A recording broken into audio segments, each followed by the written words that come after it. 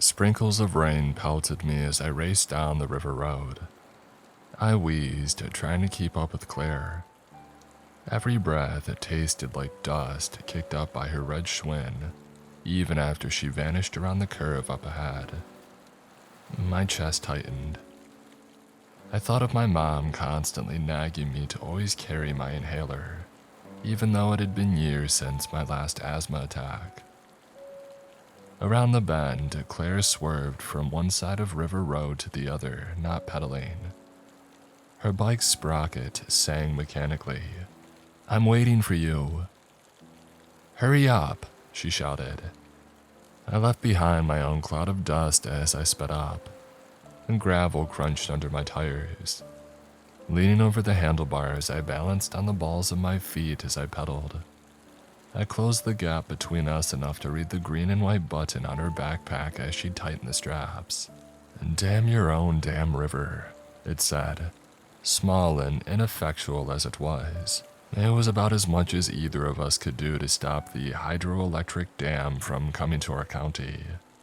Claire glanced over her shoulder, her thin lips curling into a satisfied smirk before she raced ahead. Every school has at least one kid like Claire. Her clothes were all hand-me-downs, worn from the time she was big enough that they wouldn't slip off until they were either too tattered with holes to wear or she couldn't fit into them anymore. If I had known the word malnourished when I had met Claire, I might have understood why this rarely happened. Every day at lunch, she ate the peanut butter and jelly sandwiches that the school made for kids who forgot to pack a meal. She also wore glasses, the cheapest kind that the eye doctor sells, the thin black wire frames making the lenses look even thicker than they are. I think the saddest thing was the fact that her parents didn't bother making sure she was clean when she went to school. If you passed by Claire in the hallway, or sat beside her in class like I did, you could smell the scent that she carried around with her. I never paid much attention to Claire until the winter of 4th grade. In Henderson County, our winters are usually mild. A coat or thick jacket usually made recess bearable. But that year, a polar vortex caused temperatures to plummet. It was so cold that the thermometer outside our classroom window pointed to the empty space under -15. So cold the teachers kept us inside during recess. Instead of playing tag or climbing on the jungle gym, our teacher pulled out board games that looked and smelled like they had been mothballed since the Carter administration. This didn't matter to me, the asthmatic kid who struggled with running but for about 2 months. The rest of the class complained. Some of them cobbled together decks of mismatched Uno cards. Others tried putting together incomplete jigsaw puzzles. The last group activity was playing with a dusty set of Lincoln Logs. If you wanted to do something by yourself, the only options were reading or drawing quietly. There were never enough Lincoln Logs to go around, and despite our teacher's best efforts, the classroom was too noisy to read, so I spent that winter drawing. I looked forward to recess, not just for the break in schoolwork, but also because Claire would leave the desk that we shared, and I would have 15 or 20 minutes of much improved air quality. I never made ugly comments about how she smelled, but I had to admit it was unpleasant. If I paid more attention to Claire after she left, I might have realized that these breaks were to be short-lived. After the first week of indoor recess, the other kids didn't want to play card games with her or lend her any of the limited supply of Lincoln Logs. One day, instead of finding a group to reluctantly let her sit with them, she wandered around the classroom, stopping here or there, waiting for an invitation to join in. None of them ever asked. They just ignored her until she left. This went on until she made a full circuit of the room. Defeated, she came back to our desk and sat in her chair. I saw her staring at me from the corner of my eye, but tried ignoring her like everyone else. It felt like minutes passed as we sat there in awkward silence. I was shading in the shadows under a car when her timid voice had interrupted me. "I like your drawing." "Thanks, Claire," I said, not looking up. Is it a Mustang? Her voice trembled and she let out a muffled sniff. I turned to face her. My frustration, realizing that I wasn't getting a break from sitting next to Claire, died when I had noticed the tears behind her thick glasses. In that moment, I remembered my mom telling me about the time she volunteered to help with the elementary school's lice check. The staff knew a few of the kids had them, but for the sake of appearances, everybody was sent to the nurse's office. She said the worst part wasn't combing through hair infested with parasites. It was overhearing the kids waiting in the hallway, making fun of anyone who left the room with a bottle of special shampoo. I hope you'd never do anything like that, she said. Looking at Claire, I realized that she might have been one of those kids. I felt ashamed for ignoring her and decided to be friendly. It's a Camaro, an IROC-C. She sniffled as she wiped away tears with an oversized sweater sleeve. I think my uncle used to have one of those. That's cool, I said, forcing a smile. She stood there with a sad smile, not saying anything. Do you want to draw with me? I'll never forget how her eyes lit up, or how excited she was to find a blank page in her notebook. The rest of that winter, Claire spent recess with me. She was good at drawing, even if she mostly just made pictures of houses. Usually two-story ones, complete with turrets, spires, and wraparound porches. After a few days of talking to her, I found out she was a lot like the other kids that I knew. Her parents might have had trouble holding down jobs and keeping the water on, but they always had cable. She liked the same popular TV shows as the rest of us. What surprised me the most was how much that we had in common. We both read the Goosebumps books, watched reruns of unsolved mysteries, and even shared an interest in history. It was the first time that I had been able to mention this and not worry about somebody calling me a geek. Before long, I found myself looking forward to recess with Claire. After indoor recess ended that spring, we still spent that time talking and drawing on the playground. The scattered sprinkles turned into a misty drizzle as I tailed Claire down the tree-lined road. Our tires hummed over the old truss bridge's graded floor. The river trickled below, clear enough that you could see its muddy bottom, speckled with various discarded junk. A bicycle, a busted TV, even an old battery charger, to name a few. On the other side, we shot past a sulfur yellow sign from the 50s, riddled with bullet holes but still legible. No swimming, danger of whirlpools. Old-timers at the hardware store talked about people who didn't realize these whirlpools weren't like the ones in a bathtub. There was often nothing on the surface to indicate the submerged vortex, ready to drown anyone caught in it until they've already been pulled under. We pedaled another quarter-mile or so and Claire skidded to a stop next to the crooked oak tree, her brakes stirring up fresh dust. I coasted to a stop next to her, panting and wondering if I needed my inhaler, but Claire was already off her bike. Ahem, she said, extending her backpack to me in one hand. I barely had one strap over my shoulder before she scrambled down the tree's exposed roots to the riverbed. I hopped after her on one foot, pulling on my dad's waders. I was surprised how fast she picked her way down the riverbank. All summer, she insisted that I go first and help her down. I felt a strange aversion to this, almost as strong as my fear of grabbing a snake lurking within the tangled mass of tree roots. I never felt a snake slither through my fingers, but I did feel knots in my stomach every time Claire lowered herself into my waiting arms. And in the split second, she lingered in front of me when I set her down, and when she took my hand on the climb up to the road.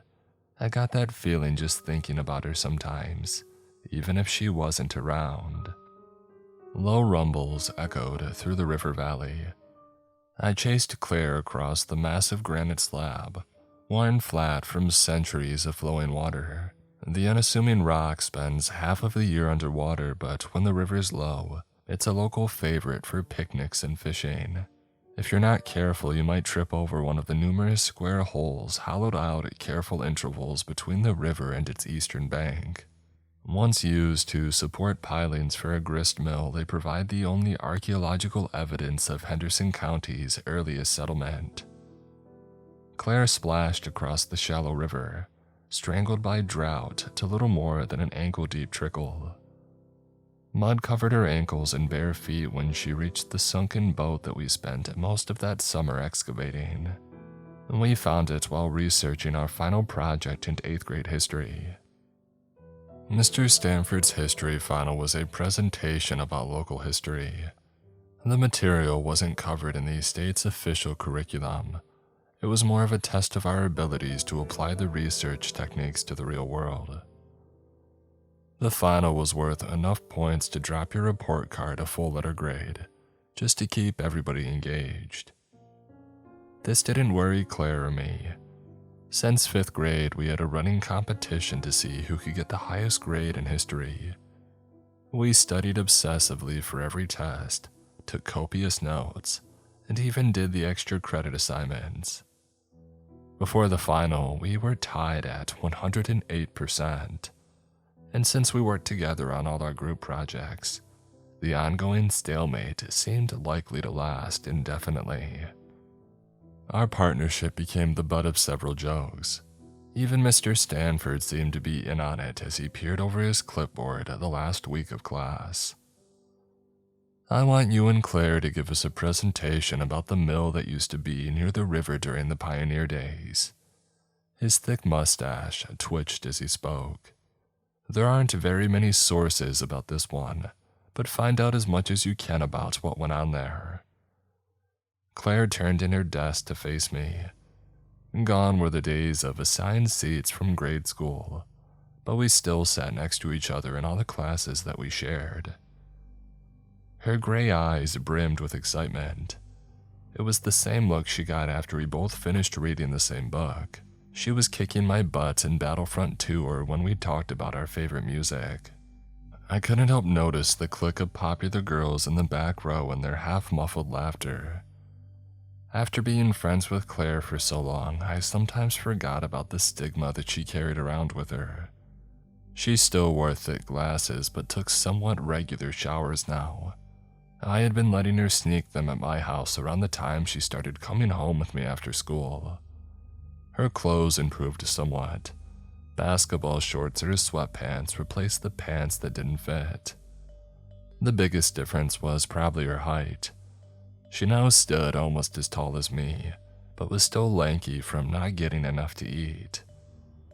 Normally I wouldn't have cared what those girls thought, but it was hard to ignore their teasing eyes when I realized that they weren't just making fun of Claire. They were making fun of me too. The state history books in our school library had precious little to say about our town, let alone the forgotten mill. The most that we could find was a single paragraph in a moth-eaten book from the 1930s. It mentioned the grist mill in passing before going on in vague terms about the rapid and poorly understood decline of a nearby settlement. We were more intrigued by this later entry, but agreed it was something that we would have to follow up on after the assignment. "It'll be a good summer project for us," Claire said with a smile. One paragraph in a book that didn't even have an ISBN wasn't enough to write a report, so we ended up riding our bikes to the county museum after school, hoping to find more information. The retired man working inside seemed eager to help. He had a habit of drifting the conversation, but after numerous course corrections, we were able to tease out more details about the mill. According to him and an even older local history book he showed us, the grist mill also milled lumber during the off-season. They had stonemasons working in there too, the man beamed. They used to make whetstones, headstones, even building foundations from rocks quarried from the hills out there. A lot of them things ended up on flatboats launched from the ferry near Henderson's Tavern, bound for New Orleans. We thanked the man for his time and left. Even before visiting the museum, we planned on going to the site of the mill. Thanks to the old man's long-winded history lesson, we were running short on time before it got dark. Even that last week of school, it hadn't rained in almost a month, and the slabbed rock sat well above the water level. Like most people in town, we had been there before with our families on picnics, but this time we brought along a tape measure, a digital camera, and a folding shovel. Working methodically, we measured the space between each of the holes. Plotting them in our notebook revealed the mill was massive. Our excitement grew with each hole added to our map. By the time that we finished marking piling holes, the sun had almost sunk below the horizon, and the mill had become considerably more interesting. Claire even tried her hand at sketching what it might have looked like based on our research and a description from one of the books. The fireflies were coming out, and the streetlights would be on soon, but we decided to walk along the edge of the massive stone before leaving. Can you believe the size of that thing? It had to be the biggest building in the county. Yeah, Claire said, tilting her head to one side in thought. There isn't even anything this big in town now. Just think what it might have been like in pioneer days to see a factory in the middle of the forest, with nothing else around. Wasn't that tavern supposed to be around here too? The one with the ferry crossing? Yeah, I think so. The guy at the museum said that the town from the school library book was nearby too. Carthage? Yeah, something like that. Claire scribbled the vanished town's name in the margin of our map. We walked slowly. Claire was stalling and I was too. She never wanted to go home and I didn't blame her. One of the few times I met her at her double wide, maybe because her parents hadn't paid their phone bill, I saw her not so great home life firsthand. I'll be right out, she said. The crack in the doorway was just wide enough to poke her head through, but I still caught a glimpse of the mountain of trash behind her. It didn't take her long to get ready, but I felt awkward waiting on that cluttered porch. One of those times while waiting outside I had met her dad. Overweight, unshaven, and smelling like beer. He was working in a lean-to carport behind their house. A cigarette bobbed from the corner of his lip as he leaned under the hood of a truck that was more rust than paint. I said hello and he trained his watery, bloodshot eyes on me. So, you're the one, he said, nodding. I'm Claire's friend, I said, introducing myself. We sit together in some of our classes. He nodded, his face tightening into a grimace. You're the one she's always going to see. The one that's got her talking about history all the time. This was the first time that I had seen anyone drunk and I didn't like it. I wasn't sure what to say. I just stood there. My silence didn't stop him from going on, slurring words as he went. Got her talking about honors classes, reading books, going to college, thinking she's better than me and her ma. I was relieved when I heard the trailer's screen door slap shut. I took a few steps back. It was, nice meeting you, sir, I said before turning and joining Claire. Did my dad say something to you? She whispered before we took off on our bikes. No, not really. Her dad's hoarse voice shouted after us, something about Claire not staying out too late, as he shook a wrench in the air. I hated thinking of Claire in that place and wished that she didn't have to live with her parents.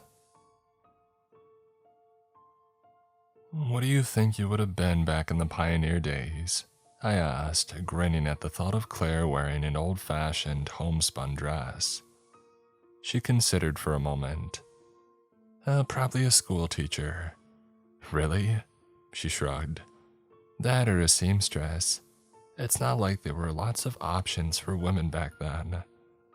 I nodded. Yeah, I guess not. What about you? Maybe a mill worker or a carpenter. Claire mused. I was thinking you would make a good blacksmith. I laughed. What makes you say that? You're just really strong. Swinging a hammer all day making things like that in shop class seems like a good fit. She looked away awkwardly as she said this. We walked a few moments in silence. I wasn't sure how to respond to her compliment, whether I wanted to admit it or not. Something was changing between us. My other friends jokingly called Claire my girlfriend.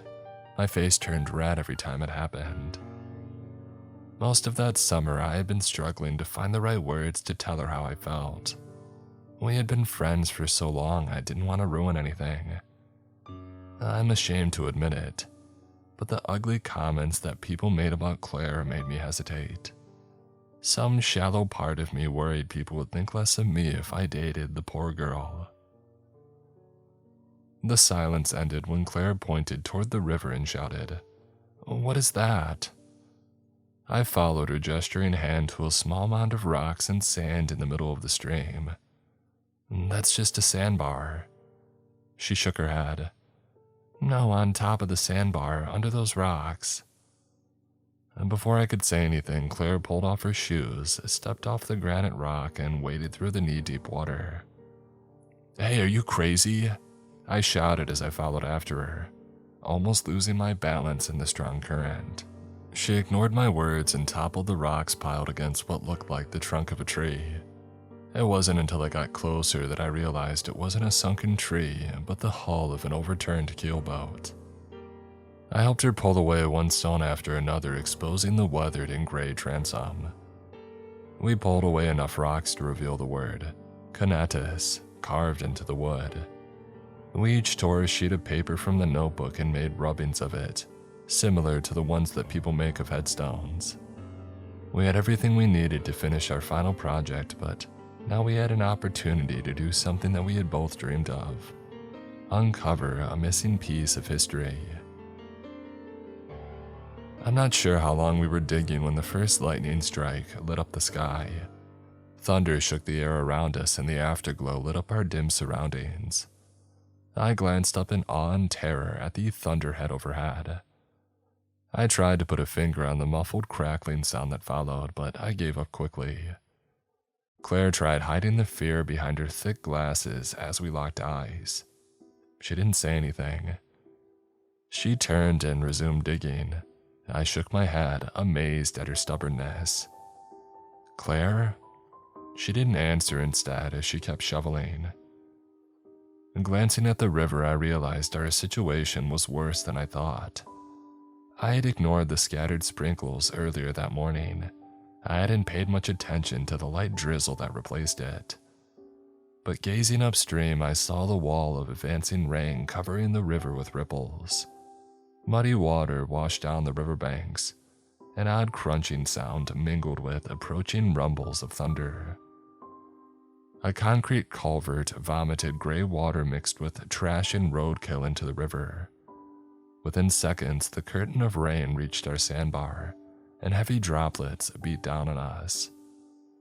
Most alarming was the fact that the channel between us and the safety of the granite slab had nearly doubled in width, and the strengthening torrent was eroding our small island.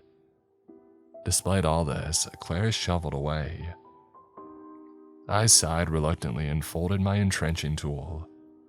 "Claire, we need to leave," I said, stepping closer to her. She never once turned from what she was doing. "We can't stop now, just 5 more minutes, I know we can. In another 5 minutes, this will be all underwater." Drops of rain caught in the wind slapped my hand as I reached her shovel. The muffled crunch sounded somewhere nearby. I had no idea what it was and wrote it off as a distant lightning strike. She shook her head. "Not now, can't you see? We're never going to have another chance." A streak of lightning struck the gnarled oak tree across the river that we leaned our bikes against. The crackle of thunder mingled with the sound of splintering wood as the lightning strike cleaved a large branch from the tree. "Do you see that? If we stay here, we're going to get hit by lightning or washed away." I gestured to the widening stream, realizing for the first time that it would be challenging to wade across. But Claire stood firm, her eyes unwavered. "Give me your shovel, I'll put it in the pack." I reached for it, but she jerked her arm behind her back. I stepped closer, grabbing at the olive green spade, almost coming chest to chest with her. The whole time she kept muttering, "No, please, we're never going to have another chance like this. Give me it," I shouted at her. The words barely left my lips before I regretted them.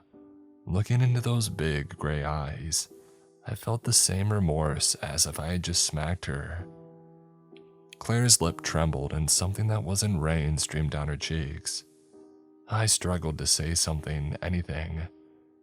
"We'll come back in a couple of months, or next year the river will be low." "We both know that's not going to happen." She shirked from my gaze. I dropped my arm and tried a different approach. "Look, if we can't dig it up, there's gotta be another way. Maybe we can mount a camera underwater or..." "I'm not talking about that stupid boat," Claire screamed, throwing her shovel into the dirt. I stepped back. She had never raised her voice at me. I think that's why it stunned me more than her slender fist pounding weakly into my chest. "I'm talking about us." I looked at her speechless. Present dangers forgotten as she buried her face in my chest and cried, "Are you really that dumb?" My mind raced to find something coherent to say as I grabbed her small round shoulders. "What are you talking about, Claire?" She looked up at me, tears flooding her timid gray eyes. "Do you really think it's going to be like this next year in high school? Us hanging out together?" I must have hesitated because she broke into tears. "Why wouldn't it be?" She turned away from me. "Claire, what's going on?" "You've been avoiding me all summer." She glared at me through fresh tears. "How many times this month has it been your idea to come out here? Better yet, how many times this summer?" I opened my mouth to deny this claim, but only silence came out. I couldn't think of the last time I called and asked Claire to come over to see if she wanted to excavate the Econitus. Lately, she had just shown up at my house and knocked at the door. On a handful of occasions when I was sleeping in after a late shift at my part-time job, she had let herself in with our spare key and woken me up.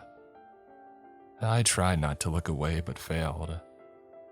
"I know I've been busy lately, but that doesn't mean I don't want to see you. You're my friend." My stomach tied itself in knots as I said this. Claire looked at me, the hurt still in her eyes. "Do you think it's going to get any better when school starts next week? You're starting honors history and English. I'll be stuck in the regular classes with everyone else. When are we going to see each other? In the hall between classes, at lunch, at..." She choked on her words and broke down into a fresh, uncontrolled sob. I closed the space between us to try comforting her. As soon as I was within arm's reach, she threw her arms around me. I hugged her back and held her a moment despite the worsening rain. "I need to tell you something," she sniffled. "What is it?" I felt her peering into the depths of my soul as she fixed her beautiful eyes on me. "It's important." She paused for a moment. "You're my best friend, you know that, right?" My inner voice begged me to just tell her how I felt, but instead I just nodded. "I know." She closed her eyes tight and took a deep breath. She trembled as she looked into my eyes before steadying herself and wrapping her warm lips around mine. The urge to disentangle myself from my awkward first kiss vanished almost as quickly as it came. Suddenly, nothing else mattered. Not storms, not school, not sunken boats or forgotten towns. Least of all what anybody thought about us. I kissed her back. A lot was left unsaid as she pulled back and looked into my eyes, but I knew she shared the same feelings that I had for her. I was going to tell her that it would be all right. We could go back to my house and figure everything out. She was going to be my girlfriend and we were going to make it work. Those big, gray eyes beamed at me with happiness that I hadn't seen since that day in 4th grade when I asked her to draw with me. The muffled crunch was louder this time. I didn't think much of it until Claire went stiff in my hands and her eyes widened, fixated on something behind me. I looked over my shoulder at the broad, tall sycamore tree and immediately understood. Runoff from the cornfield washed clumps of dirt away from its roots, and the trunk crunched louder each time it bent under a fresh gust. "Hey, we gotta get out of here, that thing will crush us." Claire grabbed her shovel and stuffed it into the soaked backpack. I glanced upstream at the churning brown water and hesitated to pick my first step. The tree overhead swayed, its limbs flogged at the water violently as the trunk leaned, prodding us along. Ankle-deep rivulets of muddy water ran across the sandbar. The longer that we waited, the more dangerous picking a path through the water would be. My first step off the sandbar, water crept past my knee, threatening to top my waders. Claire followed. She stumbled over the uneven river bottom and almost fell in the cold, opaque water until I grabbed her. She trembled as I threw her arm over my shoulder and I pulled her close to me. We had to lean against the current. Each careful step was a struggle as I searched blindly with the toe of my boot for a safe foothold. From the corner of my eye, I could see the tree thrashing violently in the storm. A deafening boom accompanied another lightning strike. I was too afraid to see how close it had been. Claire's fingernails cut through my wet t-shirt into my skin. I tried to ignore a banded water snake slithering through our legs as we neared the slabbed rock. It took almost all my strength to keep us from being swept away as I probed around for the next step. I tried to ignore my thoughts about the tree lurking just behind us, exposed roots and ruined branches reaching out like claws, ready to drag us under the water. Claire muttered my name a few times and I ignored her. The next foothold on solid rock had to be close. From there, we could take a leap of faith, even swim a few feet if we landed short, and free ourselves from that river. Whatever she saw couldn't wait any longer and she screamed my name. Her cries were drowned out by a cacophony of snapping roots and cracking limbs as the tree came crashing down toward us. I was almost too stunned to move as I watched the massive tree fall. I don't remember how, but Claire and I ended up toppling over into the stream. We weren't ready when the current pulled us under the murky water. I caught a glimpse of the patchwork of white and gray bark come down where we were just standing. Claire slipped from my grasp and darkness enveloped me. For the briefest moment, another lightning strike illuminated my brown and black surroundings, just in time for me to see the backpack that I had shrugged from my shoulders sink from my sight, carrying away all the proof of our excavations. The riverbed was deeper than where we crossed that morning. Its muddy silt held the remains of waterlogged trees, branches, and roots, snapped off at jagged angles, each like a crooked headstone in a murky graveyard. Thoughts of joining them raced through my mind when I felt cold water seeping through the buckled tops of my waders, weighing me down and dragging me deeper. My lungs burned. I told myself it was because I hadn't taken a full breath before diving away from the tree, not a mounting asthma attack. Clawing at the buckles, one came undone easily enough. I pushed the rubber anchor down my pant leg. Cold water soaked my jeans as the waterproof boot vanished in the stream. I kicked as hard as I could toward the surface and choked down windswept waves, still struggling to undo the other boot. Even over the howling wind, I heard Claire screaming my name. I tried turning toward her voice to find her but could barely keep above the surface with the waiter clamped onto my leg. I needed both hands to get it off. Claire was never a strong swimmer. She needed me. Mustering what bravery I could, I took a deep breath and closed my eyes. Cold water passed over my face as I sank once more toward the bottom. The steel buckle caught my hands as I tried inching the rubber strap through it. Something slimy yet stiff brushed my shoulder. Probably a fish or another waterlogged tree, I thought. My hands panicked over the cheap buckle and I cursed myself for over-tightening it. Something in the darkness nudged against my leg. Bubbles escaped my mouth as I cried out in muffled terror. I clawed at the buckle. A couple of my fingernails bent the wrong way in my desperate attempt to free myself. Just as the buckle began to loosen, my foot was caught in what felt like the forked branches of a sunken tree. I thrashed against its tightening grip, each movement slowed by the water. The current pulled my ankle deeper into the narrowing crevice. Even in the darkness, white fog clouded my vision as I resisted the burning urge to take a breath. I fought to stay calm. I denied the possibility that the tightening in my lungs was the onset of a full-fledged asthma attack. As consciousness began slipping away from me, an odd calmness washed over me. With slow, deliberate movements that I realized might be my last, I stretched the top of the boot open as wide as I could. Cold water rushed inside and its grip on my leg had slackened. Using the snag on the river bottom as a boot jack, I pulled my socked foot free. My lungs were on fire. I struggled to keep my lips sealed while swimming upward. River water flavored my first breath with hints of dirt and decayed fish, but I inhaled greedily, coughing after each gasp. I wiped the wet hair from my face and looked around. Claire shouted my name, but her voice sounded so far away. I spun in wild circles searching for her. "Claire!" I shouted at the top of my lungs, but the storm drowned out my cries. A frantic scan of my surroundings showed no trace of her. There was also no sign of the granite slab. We were approaching the washboard section of the river. I knew there was no way that we had passed the steel bridge leading to town or the falls. They were all of 3 feet high, but our town was named after them. Lightning lit up the river valley, illuminating drops of rain the size of nickels. Trees along the riverbanks bowing to the wind like sheaves of wheat.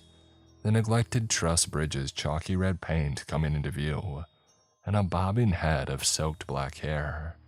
She shouted my name and I hurried after her, swimming with the current. Waves lapped up by the wind blocked my view. Each time they dropped or I crested one, I reoriented myself and beat the water with deliberate hard kicks. Nearing the spot where she was struggling to keep afloat, I saw that her glasses were missing. "Claire, stay where you are, I'm coming." "Where are you?" Her voice came to me in a whimper. "I can't see you and I'm scared." I opened my mouth to say something, but the waves left me gagging on filthy water.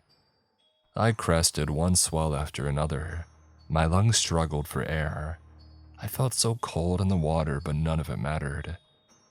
I kept paddling toward the last place that I saw Claire. I was overjoyed when I found her treading water in a small circle, arms outstretched, searching for me. My relief catching to her vanished when I realized that she wasn't swimming in circles of her own free will. She was trapped in the widening maw of a water vortex. I felt nauseous seeing the warnings of the sulfur yellow unfolding before me. Ignoring every instinct of self-preservation, I swam toward the thin, trying all the while to remember if the Boy Scouts ever taught me how to escape a whirlpool. This knowledge was forgotten if I ever learned it in the first place. The current pulled me and everything else floating on the surface downstream, except the whirlpool and the things trapped in it. They stayed more or less in one place. Paddling headfirst toward the watery spiral, I knew that I only had one chance to grab Claire before it was too late, and I was carried away by a current too strong to fight. I was nearly abreast of the whirlpool when I screamed for Claire to take my hand. I saw the terror in her eyes as she sank deeper in the murky brown vortex. "Grab my hand!" I thrust a hand over the edge into the deepening chasm of air. Claire wrapped her cold, slender fingers around my hand. I gripped her hand and tried with all my might to haul her over the edge of the whirlpool, but I was caught in the current. My soaked clothes dragged against the churning water, tugging me downstream while Claire in the vortex anchored me to that spot. I kicked and paddled to no avail. The whirlpool sucked Claire deeper into its depths, dragging me with her. I took a breath before I was pulled once more beneath the opaque waves. I thrashed against the water, kicking wildly, did anything that I could think of. It was all useless, but I couldn't give up. I was going to get us both out of this, even if it meant filling my lungs with water. There had to be a way out of this. I just had to think. There had to be something that I could do. And that's when I felt Claire loosen her grip. An instant before her fingers slipped through mine, I realized what she was doing. I screamed for her to stop, but it was useless. The current ripped me from the spot. The muted rumble of thunder sounded overhead as a lightning strike illuminated the murky water. A silhouette was the last that I saw of Claire before she was swallowed by the river. I didn't know that they made coffins out of cardboard. Waiting in line to pay my respects, I wondered how long the coroner spent trying to get the serene expression on her face, one that she never wore in life. A surprising number of our classmates were there under the guise of paying their respects, but I suspected some were just there to gawk. I felt eyes on me as they stole glances. Some whispered. When it was my turn at the coffin, I looked down at Claire's pale body propped up on those lacy white pillows. My vision blurred with tears that I couldn't let myself shed. Claire's mom glared at me. I had never met her before, but her hateful eyes had never left me as I said goodbye to my best friend. Walking away, my head drooped. I heard Claire's dad whispering something about me loudly. I was glad that I was too far to hear much of what he was saying. Even with the wide berth that I gave him, I smelled the beer on his breath. I didn't watch them bury her, I just couldn't.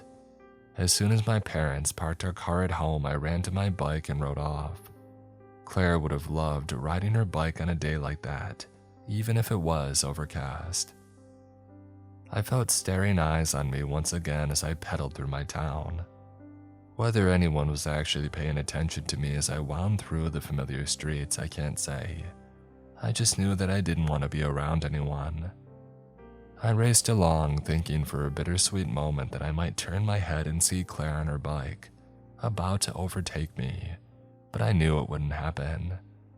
My town flickered by in a blur as I lost control of the hot tears pouring from my eyes.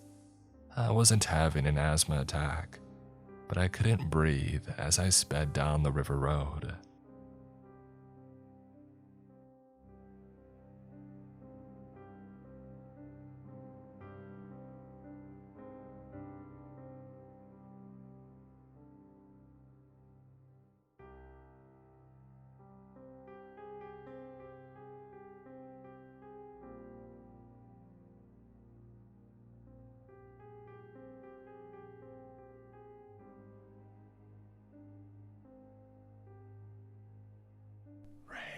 Nelson Asada, Die Screaming, Meat Cashier, Talamagara, Degi, Leon Knott, Jimmy Griffin, Miss Eldridge, Sleepy Shroomy, Takio Zarilla, Richard French, Mina Lynn Kidder, Mark Norman, Andrew Harrington, Swaggity Swoot, Omni Rubik, Sonic GMD, Lunas TV, Rolly, Wayward Son, Caleb Windsor, Never Enough, Russell and Flo, Stevie B7649, Ray Weingartner,